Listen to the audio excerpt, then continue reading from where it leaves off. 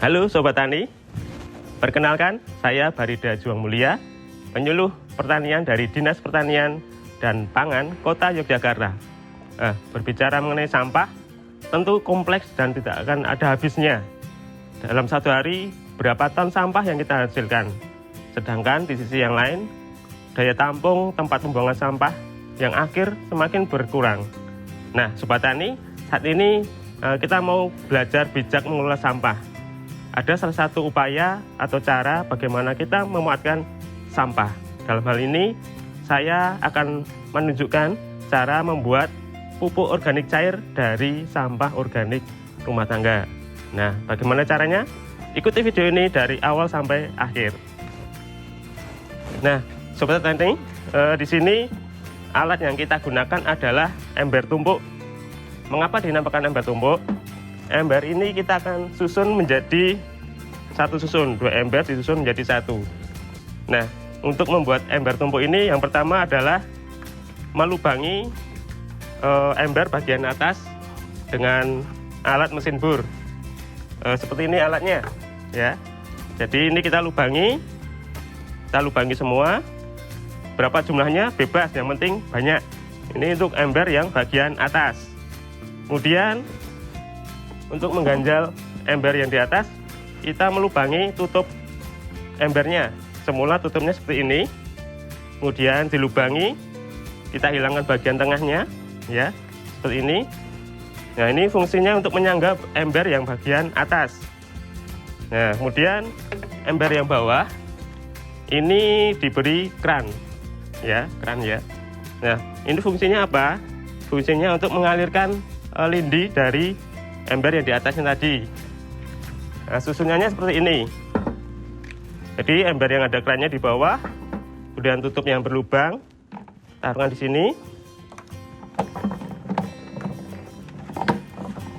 Nah, kemudian yang terakhir ada ember yang berlubang tadi, taruh di atasnya.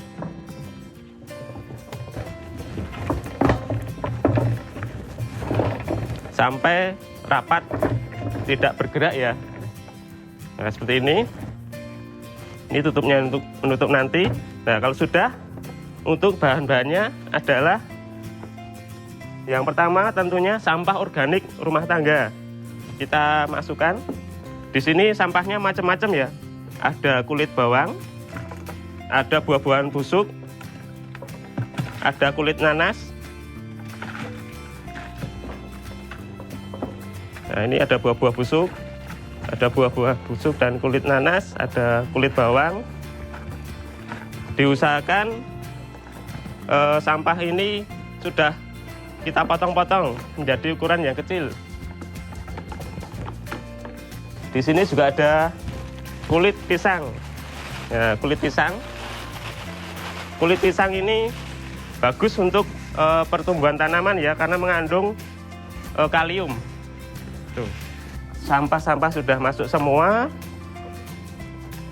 sampai paling tidak hampir penuh, ya, hampir penuh dalam ember yang di atas. Bahan yang kedua adalah air cucian beras atau yang kita kenal air leri ya. Ini kurang lebih 2 liter. 2 liter air beras kita siapkan.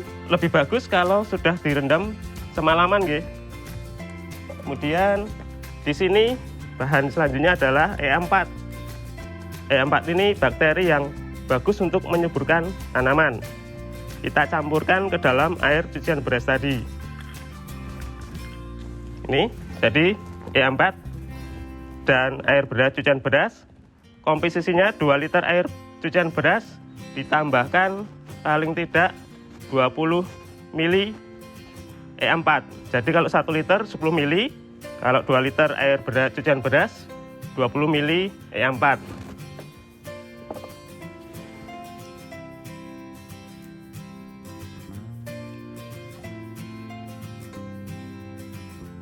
ml paling tidak 4 kali sendok makan.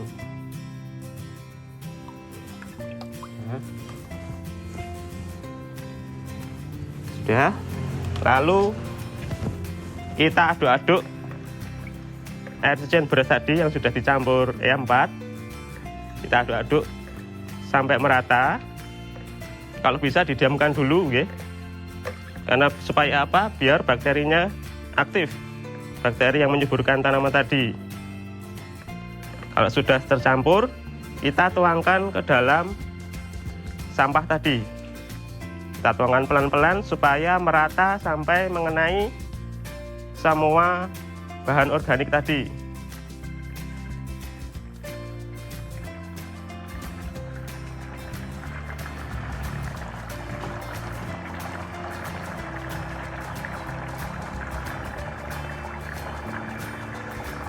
Nah, sudah habis. Nah, kemudian untuk E4 ini sendiri bisa digantikan dengan air gula pasir atau air gula Jawa, ya.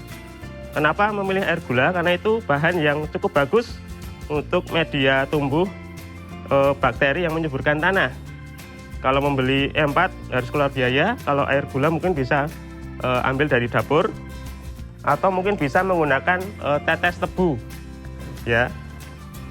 Ini sudah tercampur,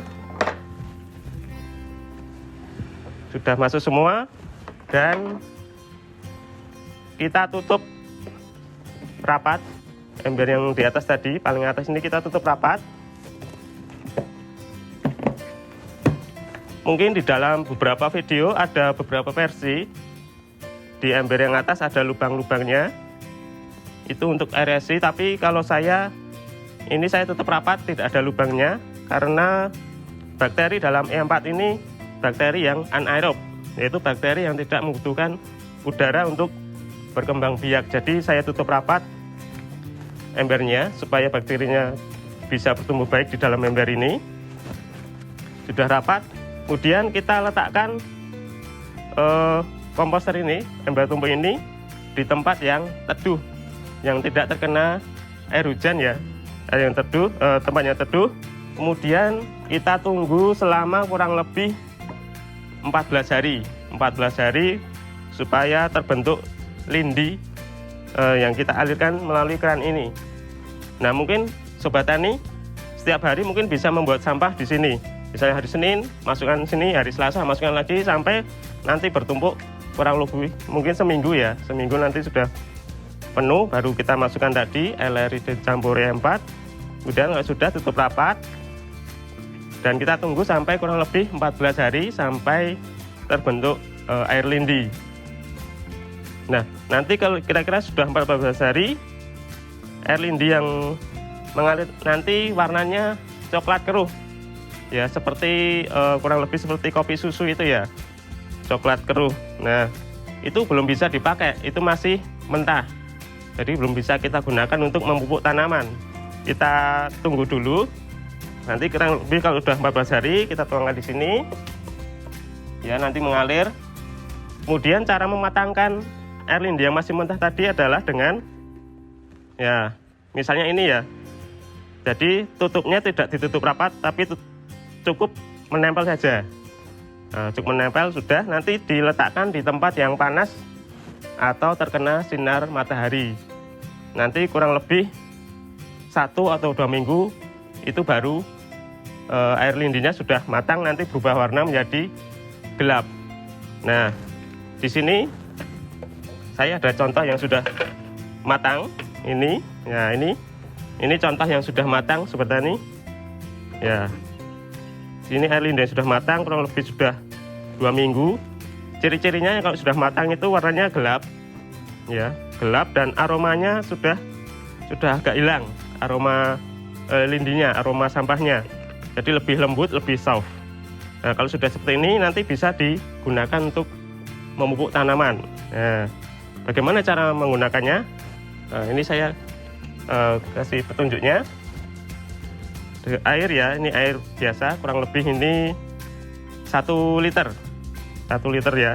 1 liter kita tambahkan pupuk organik cair yang sudah jadi tadi. 1 liter paling tidak 10 ml atau 2 kali sendok makan.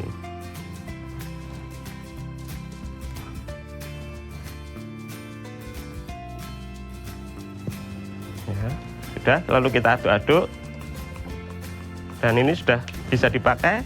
Kita gunakan alat penyemprot.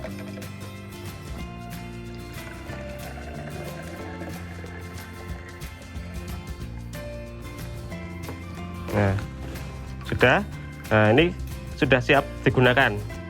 Nah, caranya bagaimana? Tinggal kita semprotkan ke daun tanaman yang kita tanam ya.